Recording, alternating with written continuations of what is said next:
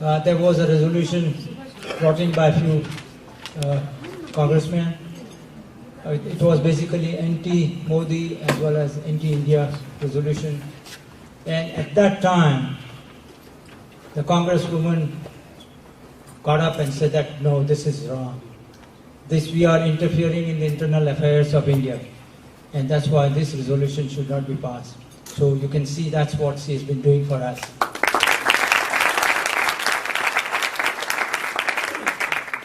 Ladies and gentlemen, you know that the Indian American community as well as Hindu American community is a very minor part of this whole American melting pot. We are a small minority. We do not have much voice in the US Congress or in the US government.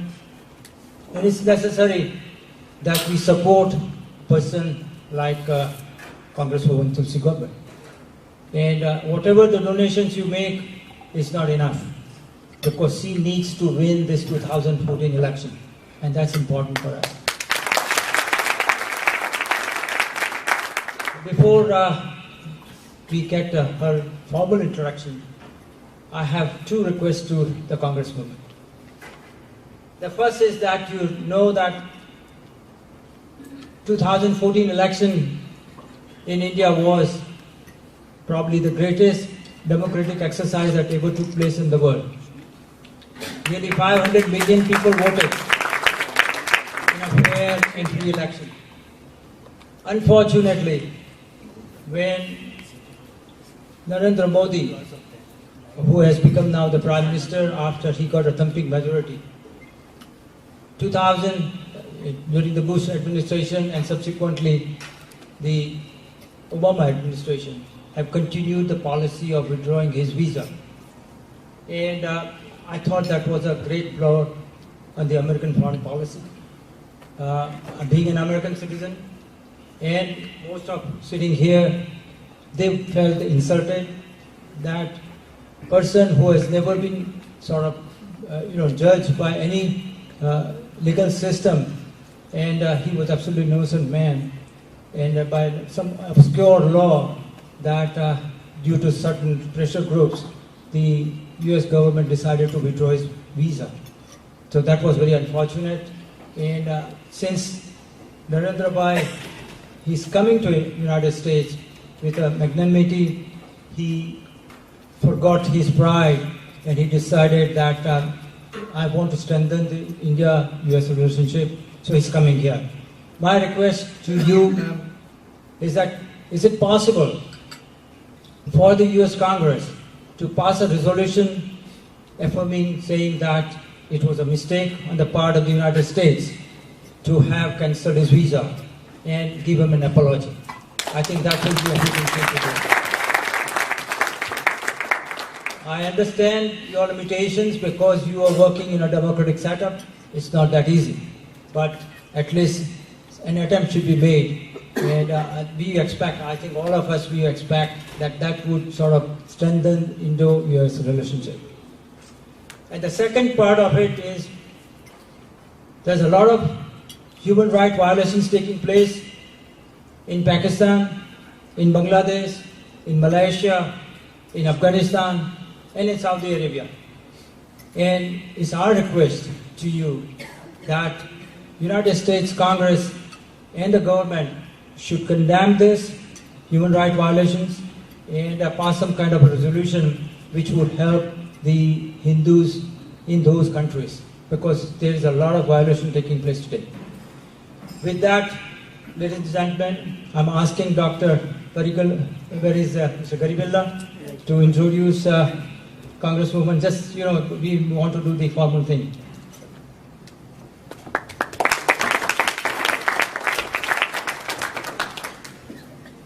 Thank you, Dhirubhai. Aloha. Namaste. Vanakkam. Came here. All right. I'm going to invoke the divine energy. Vakratunda Mahakaya, Surya Koti Samaprabha, Nirvignam Kuruma Deva, Sarvakaryeshu Sarvada. Dear friends, It's my honor to introduce to you Congresswoman Tulsi Gabbard, a successful and established American leader who is very happy to be with us today. Tulsi is a decorated war veteran, a bright light in the world of politics, who happens to be a lifelong practicing Hindu. I was so impressed listening to her Gita, the talk on the Gita on the YouTube the other day. It was quite impressive, and I asked my kids to look at that too.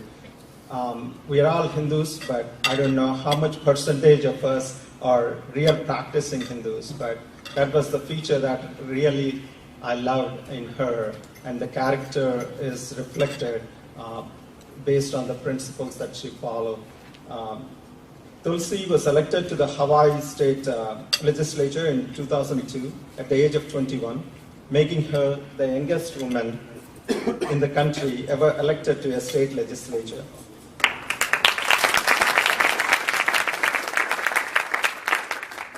She sacrificed her state house seat in 2004 to voluntarily serve with her fellow soldiers in Iraq as a captain in the U.S. Army Hawaii National Guard, and has served two deployments in the Middle East.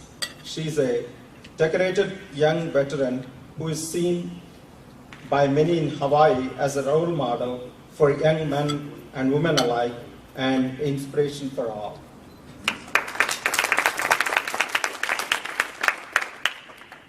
Tulsi was sworn into the U.S. Congress, taking her oath on the Bhagavad Gita. It was a historical event.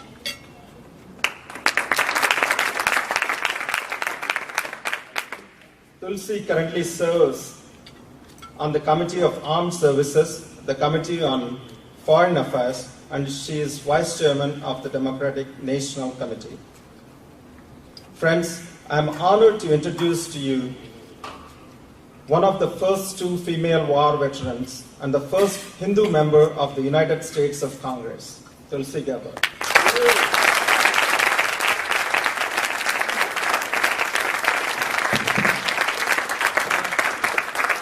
Before she starts her speech, I would have some bouquet presentation. Snehaben, would you like to present the bouquet to her?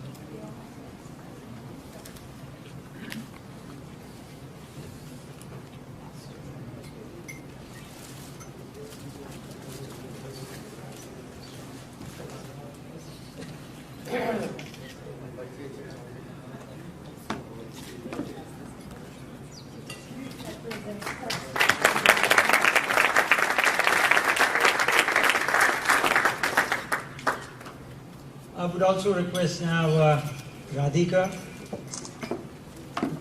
to present a bouquet to our honored guest here, Mr. Vijay. Jolly. You should come on stage. Yeah.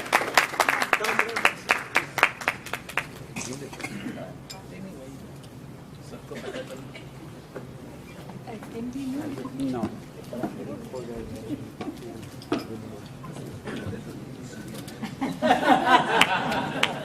Like that.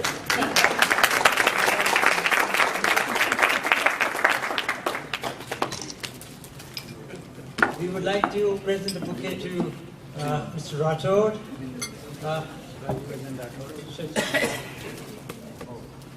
Mrs. Tiwari.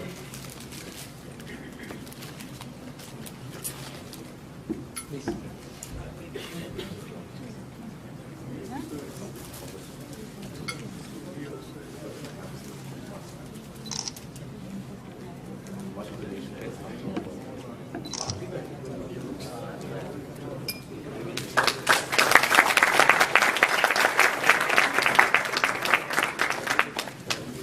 And I'd like to present a bouquet to Mr. Kumeni.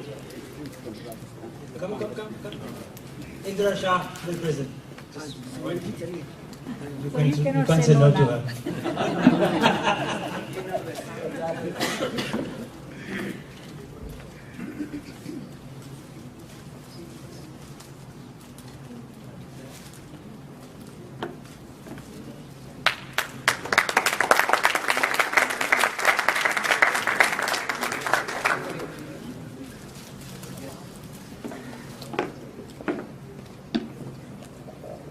Namaskar. Aloha. It's wonderful to be with you again. I know I met so many of you almost a year ago, I think, here in Atlanta. It's around Diwali time. It's October, exactly. So it's good to be back. I'm actually here dual purpose, also for the Democratic National Committee is having a meeting in town, and I was able to run away to join you all for dinner. The food is much better here, I promise. Yes, it's much better. I'd like to say, first of all, Diru, thank you very, very much for hosting me and hosting all of us here. To you and your wife for your support, and to your daughter, Sheetal, who does incredible work with the Hindu American Foundation, an organization that I and my staff work with, if not daily basis, probably a weekly basis. We're in touch because, as you know, there are so many issues, not only that we deal with here in the United States that affect the Hindu American community, but issues around the world that it's important for us as a community to stand up and make sure that our voices are heard. A special welcome and aloha also to Mr. Jolly, good to see you again, and to Mr. Rator. Very happy to have you here, and look forward to returning the favor and visiting you in your country. Thank you very much. I always forget to introduce him, so I'm going to say thank you to him in the beginning. My team member, Sunil Kemani, who is a little embarrassed because he was presented with roses. He's going to have to take them home to his wife now so he doesn't feel so embarrassed. But Sunil has worked with Diru and so many of you. Sunil is someone who I've known. He's been like an uncle to me since I was a child, and didn't have any involvement in politics until I ran for Congress, and now he cannot escape.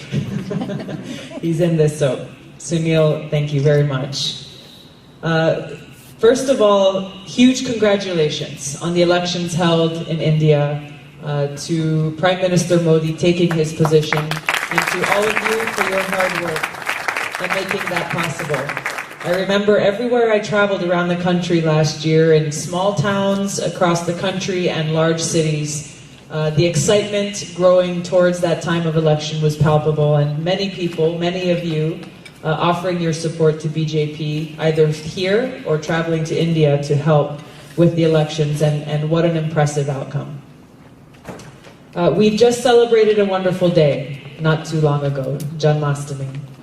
And in that celebration, it's an incredible opportunity for us all to reflect, both about the specialness of Lord Krishna coming here, but also in the message and the teachings that he gave to us, the timeless wisdom that he gave to each of us, and how those teachings, the teachings we find in the Bhagavad Gita, are just as relevant and important to us today as they ever have been, and as they always will be in the future.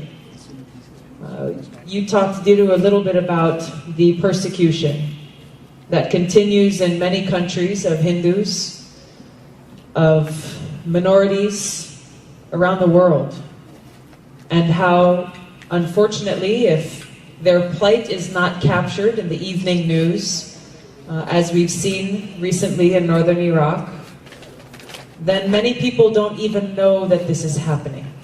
It becomes very easy for us to go about our days and send our kids to school and go to work and go about our daily lives without recognizing the plight of many of our brothers and sisters around the world. So as we remember and appreciate and show our thanks to Lord Krishna for his love and his teachings, I think it's important that we also recognize that we have the opportunity to take that love and apply it in our own lives by taking action, by standing up and being a voice for those who are voiceless, by educating those around us, whether it be our co-workers, our neighbors, our friends, our family, about our brothers and sisters who are suffering. and find ways for us to take action, to do things about it. I think it's easy sometimes for us to think, well, you know, I'm just one person. How can I help someone who's on the other side of the world, struggling just to stay alive, struggling just to worship, many times worshiping undercover out of fear for their lives? But when you look at any change that's happened in the world, when you look at the incredible election victory in India, how was any of this change made possible?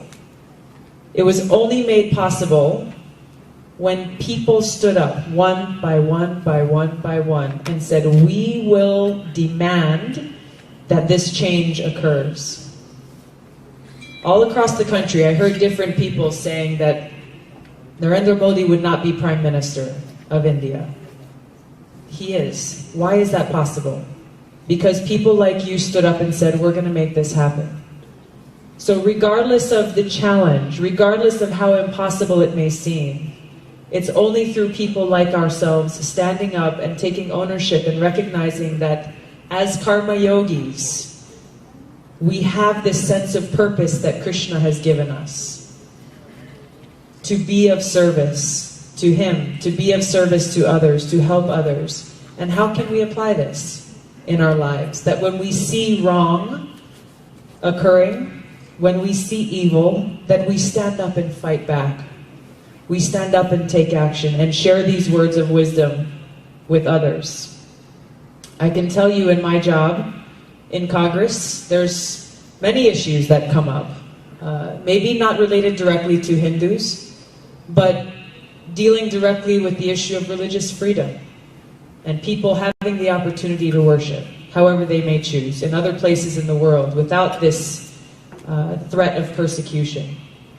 Things that we take for granted sometimes here in the United States. And I think sometimes people are afraid to speak up because they're afraid to be different or afraid to go against what many people may perceive to be normal, afraid to cause controversy. But I go back to the last verse of the Bhagavad Gita in these situations where people are afraid. And remember that Lord Krishna says, wherever there is Krishna and Arjuna, there is always victory. We may not be able to see it at that moment, but remembering those words and really taking them into our heart and holding on very tightly, this is where we find courage. This is where we find strength. And we see the opportunity and the responsibility that we have to take action. When I was growing up in Hawaii, I'm the fourth of 5 kids. I have 3 older brothers and a younger sister. If you talk to any of them growing up and told them Tulsi's going to be a member of Congress, they would have laughed very loudly. I was very shy. I was a total introvert. I did not like talking to people. I was very happy to have my nose buried in books or spend time surfing.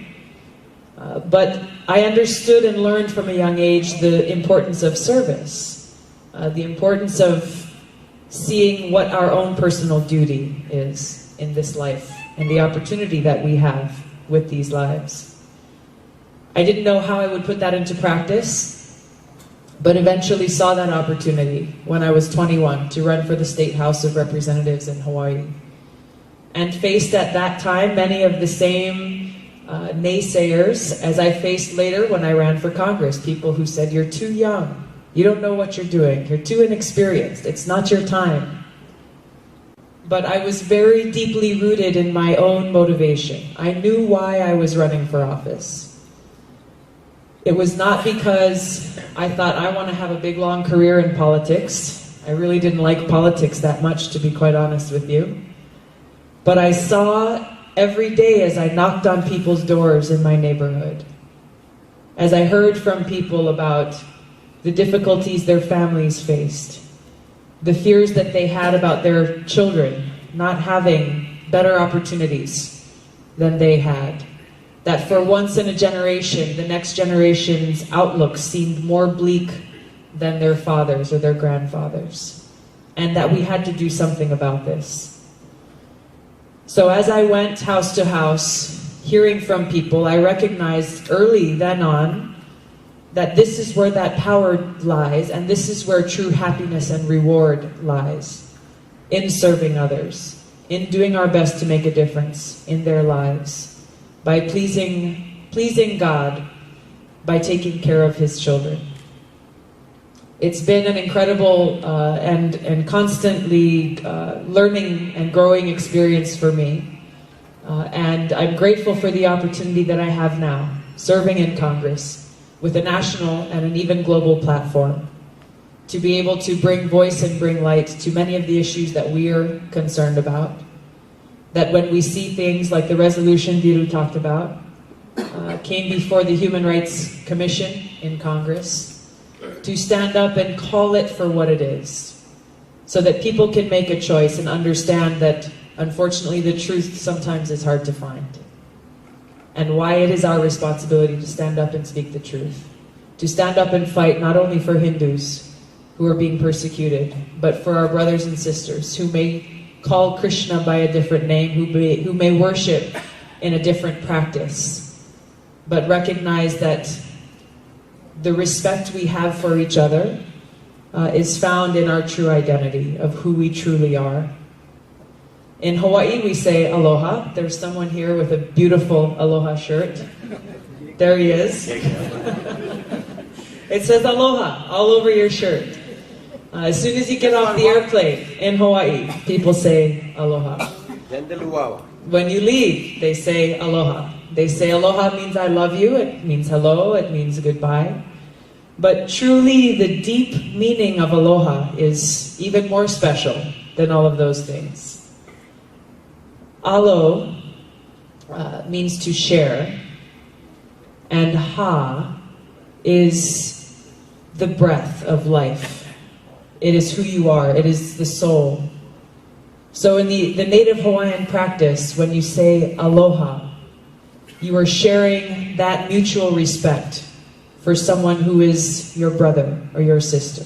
Regardless of where you come from, regardless of your family or your culture, your socioeconomic status, take everything away. Just as we say namaste, we say aloha. So there's so much wisdom and beauty that India has given to the world through these great words of wisdom that we find in the Bhagavad Gita and other scriptures.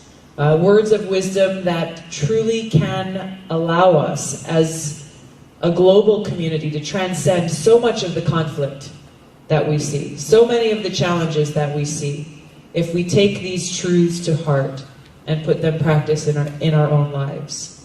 And it starts right here with each and every one of us. Thank you very much for your support and coming here tonight. Namaste, Jai Shri Krishna.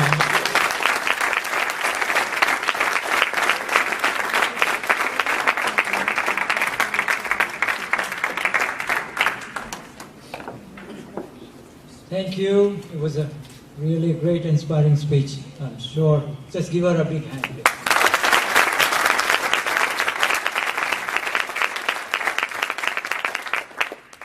We have a next speaker going to be Mr. Vijay, and he's going to be introduced by Vasudevbhai Patel. So, Vasudevbhai, please.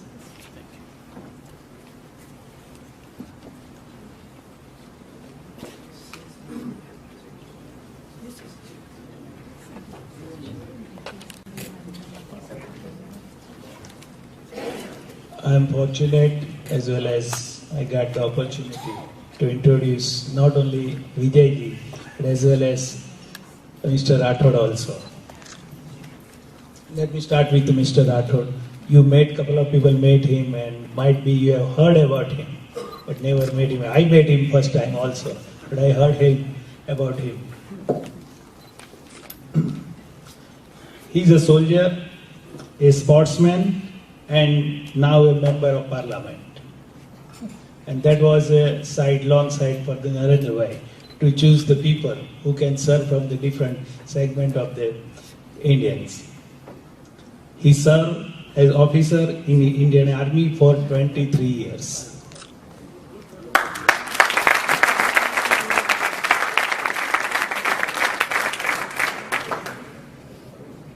while serving in the army, there is a big honor that is called the Sword of Honor, to fight with the sword. Since he's in the army, they have to use every kind of things besides the guns. He was awarded that highest honor, as well as Ati Vasisht Seva Mandal medal. That is one of the top military medal. He got that one. He was awarded by President of India the Arjuna Award, the Khel Ratna. And the Khel Ratna is the highest award the sportsman can get it. And he was awarded before he came to BJP. So you see his credentials, how high they were. And also the Padma Shri, which is a call in the award category. That is the third highest award in the field. He also won the first Olympic silver medal in rifle shooting. That is really surprising, and for me it is very proud of that things for us. And his name is Colonel Rajavardhan Rathod. Please.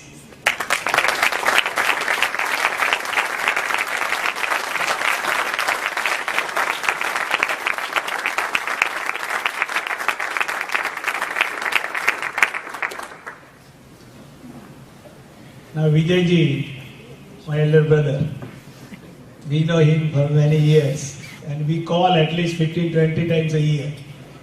And every time I visit India, we always either meet or call often.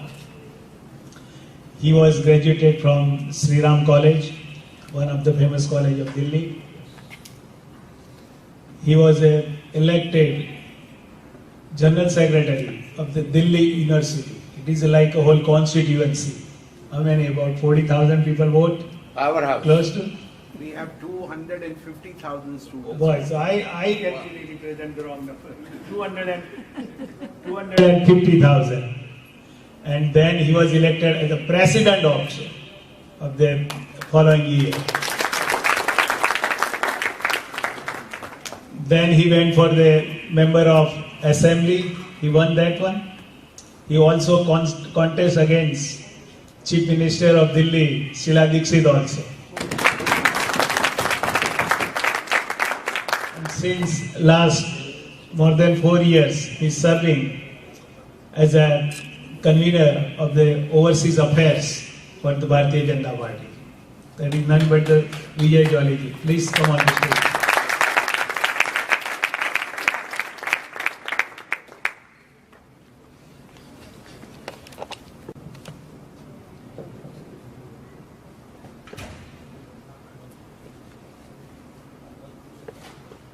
भारतीय मूल के लोगों को भारत से सलाम लाया हूं, आपको नमस्कार करता हूं, आपको प्रणाम करता हूं। Tulsi ji, Aloha. I have met you for the third time. The first time I met her at a doctor's gathering. Again, it was a fundraising.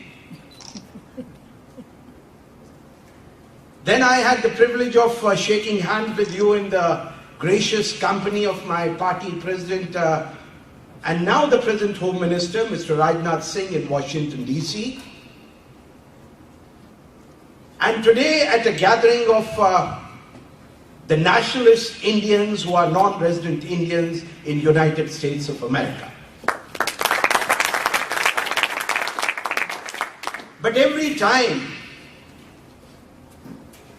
I remember, Tulsi ji, when I visited Hawaii a few years ago, I'd only heard your name. But the whiff of fresh air which was evident after landing on the soil of Hawaii is the same when I sit over in your company and see towards you and say, Aloha, Tulsi Gabbard.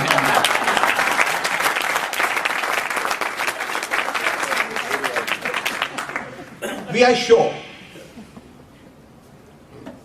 with the support of the people of Indian origin, the non-resident Indians, and of course the US citizens, your victory this year, later this year, is a foregone conclusion.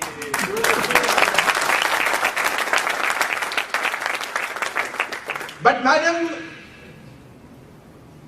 since I dabble into the diplomacy of the present ruling party in India, I used to meet a lot of diplomats, ambassadors and high commissioners. And many, many years ago, when I had the privilege of meeting the US ambassador as well as the other US officials, like I am predicting today for your victory, at that time we told our American friends, banishing Narendra Modi from the US visit will not help the cause. And there will be a time when the US government will have to engage with him, talk to him, because one day he will be the supremo, not only of the Bharatiya Janata Party, but of the Republic of India also. We were proved correct then, and we will be proved correct later this year.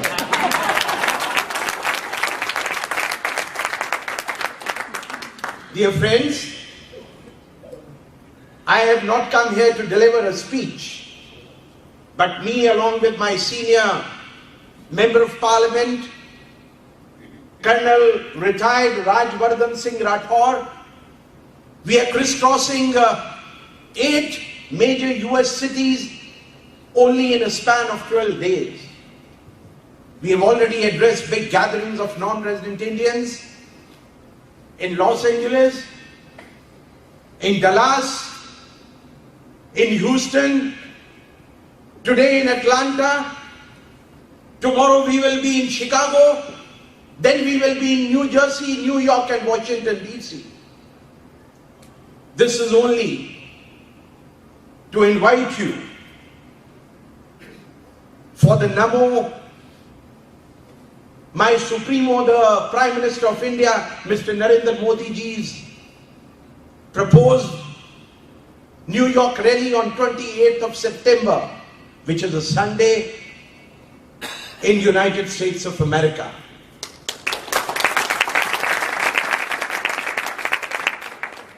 जब आप ताली बजाते हैं, Tulsi, you will excuse me for a minute. She knows it. I have to establish a chord with the heart-to-heart of my brother and sisters of India.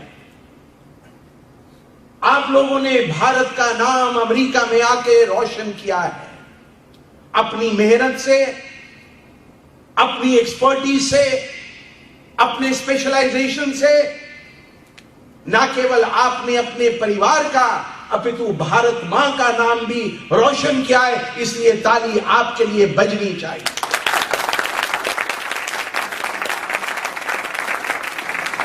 We are proud of you. You brothers and sisters coming out thousands of miles have done extremely well. There are hundreds and thousands of doctors, engineers, architects, businessmen, social workers, VHP activists,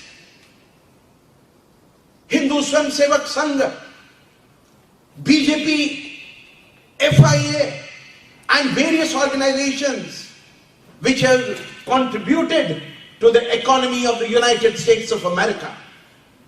I have come over here today not only to acknowledge, not only to pay my aloha to dear Tulsi, but at the same time also request you all to participate in the historic Narendra Modi's address on 28th of September in New York.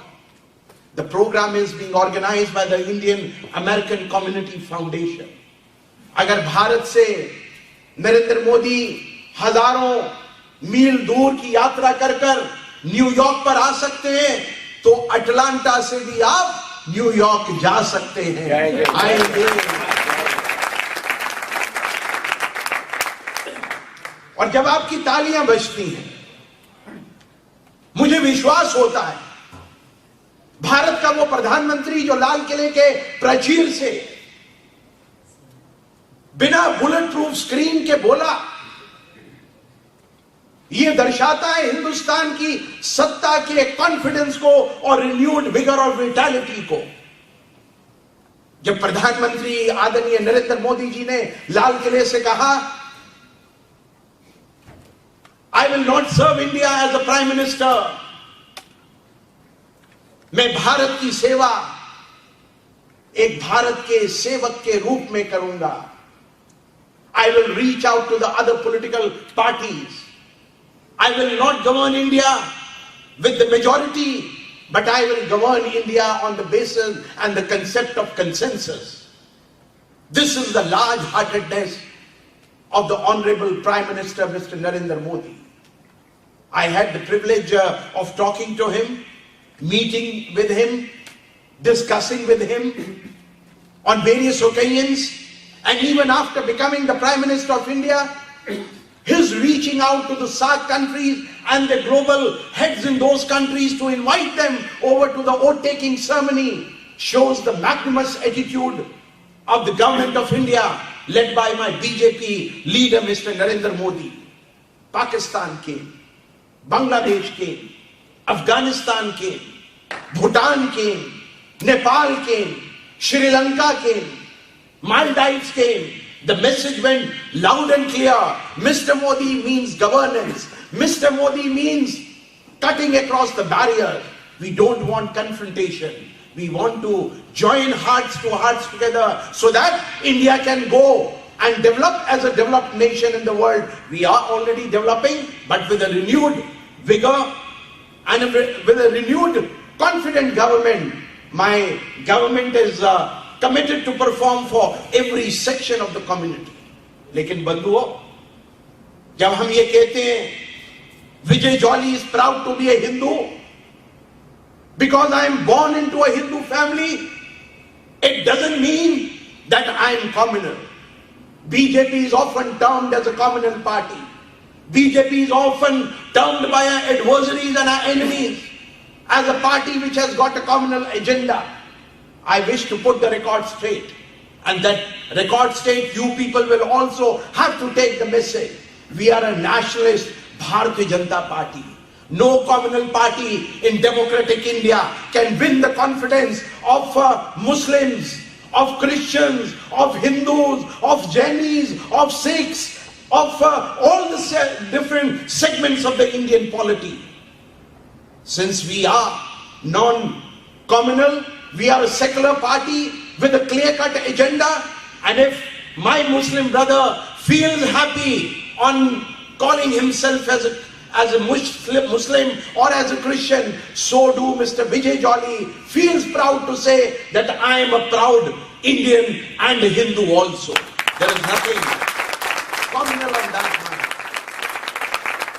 So dear friends, it's indeed a great pleasure having the same color of my Aloha Tulsi. It's a coincidence, but it shows. ये दर्शाता है दिलों से दिलों के संबंधों को. ये दर्शाता है अमेरिका और हिंदुस्तान के दोस्ताना संबंधों में मजबूती को. Today, the Almighty also wants that there has to be a similarity between New Delhi and Hawaii, New Delhi and United States of America. And dear friends, मैं इन शब्दों के साथ आपने मुझे बोलने का मौका दिया. बहुत से मेरे मित्र यहाँ पर बैठे हैं. I only wish to say one thing more. When I took over the BJP's global affairs 3.5 years ago, I worked with all the senior party leaders led by late Mr. Ved Prakash Goyal, late Kedarnath Sahni ji, late Bal Apte ji. But what all I learnt in their gracious shadow during the last 3.5 years, we had only 2 units in the globe. One was in United States of America and another one was in United Kingdom. But working as a team spirit, working at a speed, I believe in speed. I think I'm running against time. I'm privileged to say that today the BJP has chapters not in 2 countries but in 41 countries of the globe. We have a chapter in Italy. The Congress party doesn't have a chapter in Italy. I joke about that. We have a chapter in Canada. We have a chapter in Japan. We have a chapter in Norway, Denmark, Iceland, Mauritius, Nepal, Malaysia, Thailand, Ireland. And only a couple of weeks ago, I opened up the new chapter in Malaysia also. We are in UAE, we are in different parts of the globe, we are in Turkey, we are in Uzbekistan. We will soon be opening up a chapter in Panama, since I met a gentleman who would connect me with the non-resident Indians and people of Indian origin settled in Panama. And I always say, if there would be 2 Indians, even with the Eskimos in Greenland, Vijay does have a cause to travel all the way to Greenland.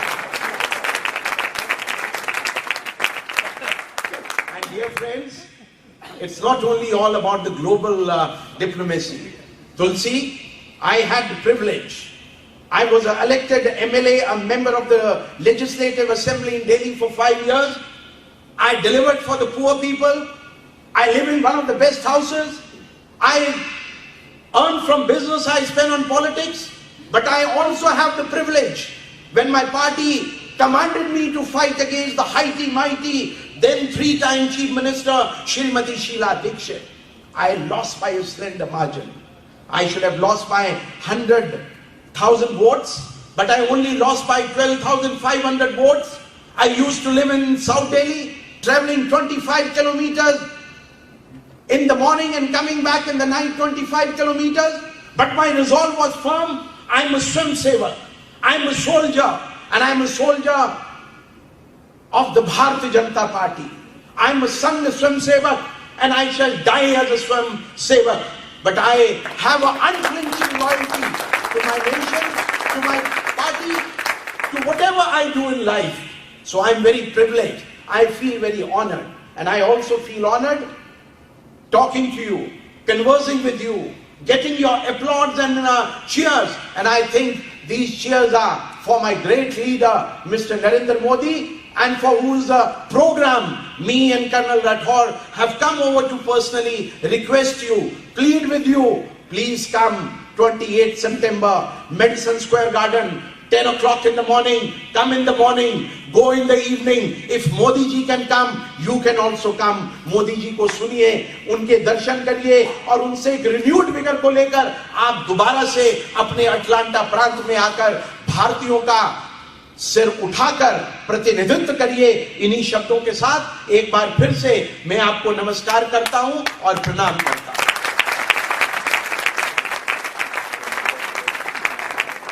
The speech was something I think I haven't heard for a long time. Such a speech. Very good.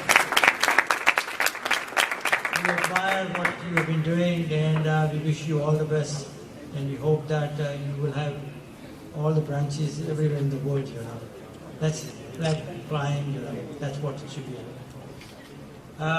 Friends, before today, I think there's a request that we want Mr. Rathore to have a few words. Absolutely. Because after all, you know, he has got such gallantry awards, and such a young man, served in the U.S. Indian Army for a long time. We would like to hear from you something. Thank you. Thank you. Difficult. You made that journey. You made that effort to make your life. Your zeal, your enthusiasm, your energy, your integrity, your determination, your loyalty, all created the brand India. And today, if we are respected around in the world, It's because of each and every one of you. As a sportsman, I have often noticed my fellow competitors from Pakistan say that we are from India, so that they get the respect that Indians get.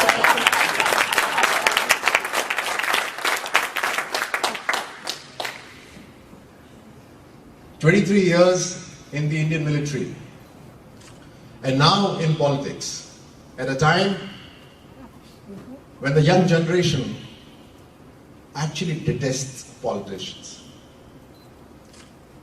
There was a survey in India Today magazine which said the most respected institution, the Indian Army, and the most hated profession. And I moved from the Indian Army. But there is a difference. At this time, when the world is looking at India, when India can make those empowering decisions, how can we have politicians that are hated? And therefore comes a man at this point of time in India that unites the entire nation, that renews the faith in the politicians. 125 crore Indians believe and have faith that this one man can do magic in India. And such a man, I always believe, that has the blessings of God, who can create such a great enthusiastic energy in every Indian. And therefore, at this point in time, as a soldier and as a sportsman, what else can I look for in my leader but the ability to lead from the front? And what a man, Mr. Modi. In this elections, he did 3 lakh kilometers. That's like going around the earth 8 times. That's like the distance to the moon. He did 477 rallies, none of which were cancelled. If you include all the other interactions, it goes to about 8,000 interactions. And he said, as the Prime Minister or a prospective Prime Minister, I will work the hardest than any other political worker. What else can a political worker ask for? What else can an Indian youth ask for than a leader who leads from the front? And now, after becoming the Prime Minister, in 2 flat months, he sent out a message to the whole world. By first, of course, like Mr. Jolly said, inviting the SAARC nations. Something which seems now in hindsight so common, so normal, but never occurred to any Prime Minister of India to ever invite the SAARC countries. He visited Nepal, first time in 17 years that a Prime Minister went, which now in hindsight seems, how did they miss out? Right. A nation that is a buffer between China and India, a nation that is so philosophically associated with India, that now the Prime Minister has visited. He visited Bhutan, he visited Nepal, he called the SAARC nations. He sent a message across to the whole world that we will first consolidate our neighborhood, and then together we shall look at the rest of the world and shake hands with it. And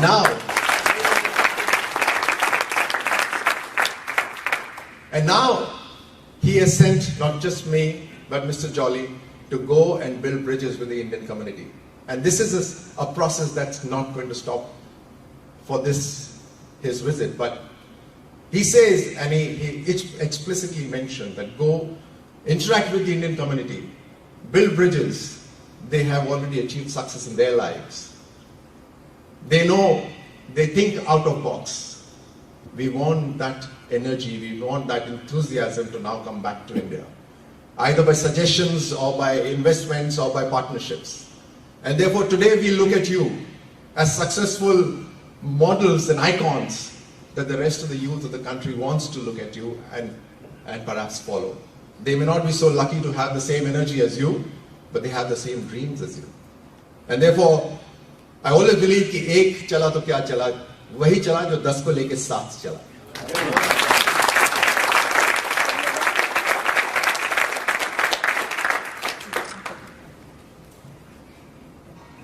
It's a humble request to all of you.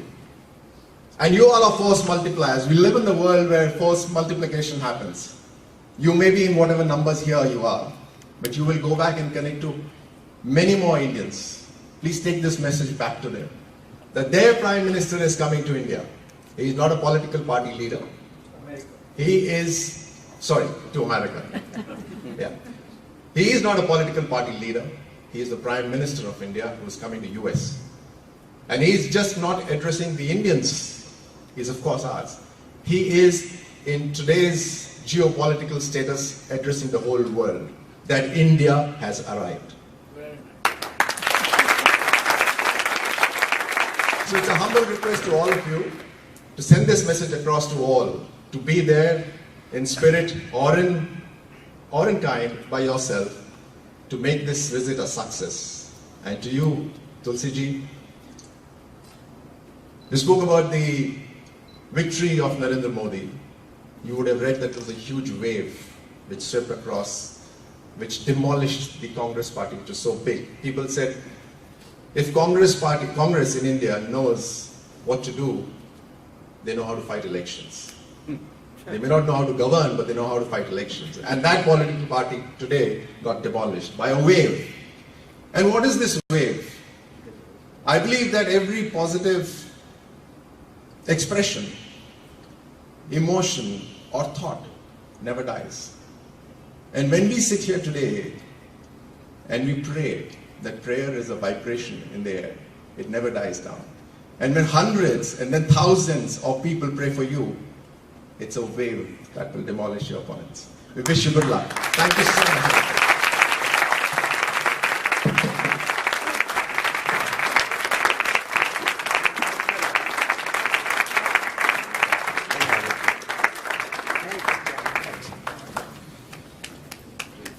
Thank you, Mr. Rathod. It was really a great speech, very inspiring. Ladies and gentlemen, as you know that this is a community event and it's not my personal event.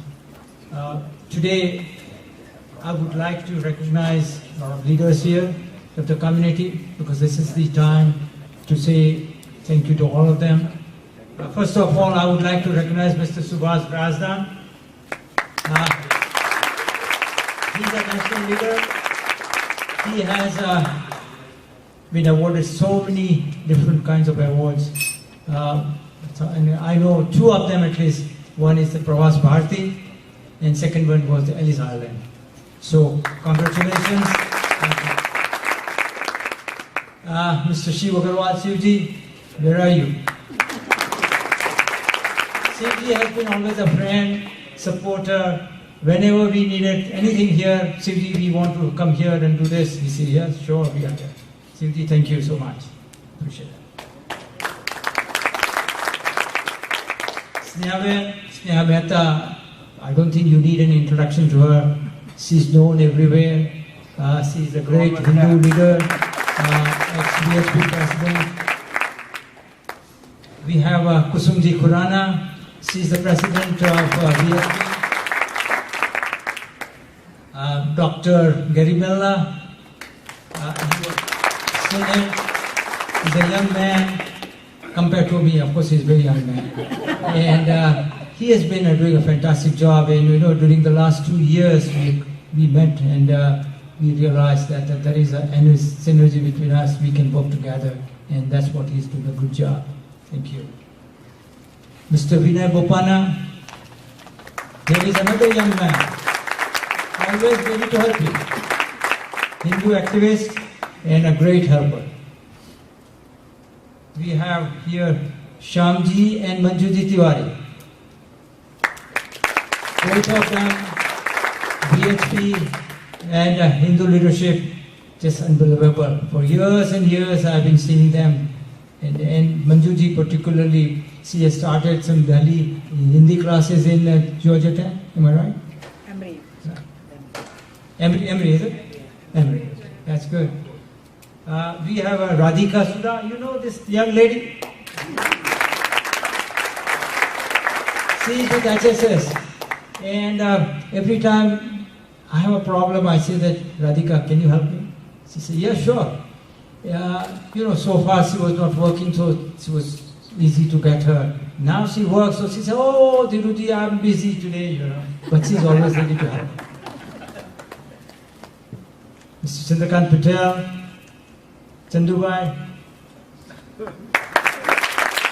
businessman, great supporter to us, Pratap Singh Chauhan. You know, this gentleman, you'd be surprised, he has got 18 stores here in Atlanta itself. You know, he's a great businessman. He came from Madhya Pradesh, and surprisingly, he came with only $700. And today, he has built a multi-million dollar business.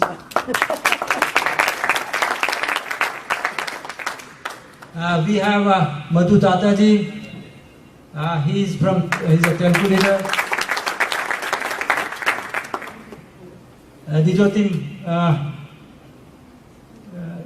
Dijotam ji. He's from Kashmiri group. Anthony Thalia. Anthony, Gandhi Foundation. See, you remember Mahatma Gandhi, and here is another Gandhi standing there. We have Nitin Shah, a businessman, and